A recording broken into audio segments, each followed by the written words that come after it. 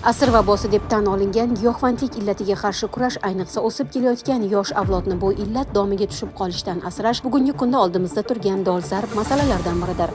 Shu sababli mamlakatimizda an'anaviy hamda sintetik giyohvandlik vositalari noqonuniy aylanmasiga qarshi doimiy ravishda murosasiz kurash olib borilmoqda.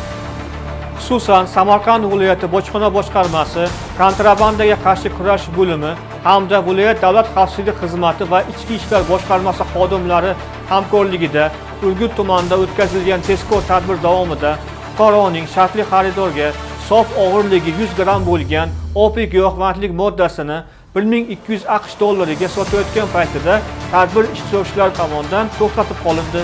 Tezkor tadbir davom ettirilib, fuqaroning yashash xonadonining ekin maydonidagi ekinlar orasiga ko'milgan holda taxminiy og'irligi 100 gram bo'lgan OPI giyohvandlik moddasiga o'xshash bo'lgan moddalar borligi aniqlandi. Shundan so'ng fuqaroning og'zaki ko'rsatmasiga ko'ra, u ushbu moddalarni o'zga bir fuqarodan olganligini ma'lum qiladi hamda uning boshqaruvidagi Lacetti rusumli avtotransport vositasi xolislar ishtirokida ko'zdan kechirilganda avtomashina o'rindig'i tagidan taxminiy og'irligi 500 gram bo'lgan OPI giyohvandlik moddasi yashirilganligi fosh etiladi.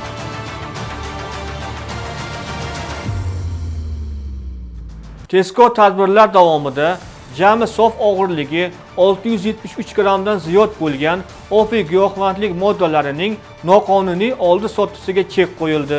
Hozirda mazkur holat yuzasidan fuqarolarga nisbatan Jinoyat kodeksining tegishli moddalari bilan jinoyat ishi qo'zg'atilib, tergov harakatlari olib borilmoqda.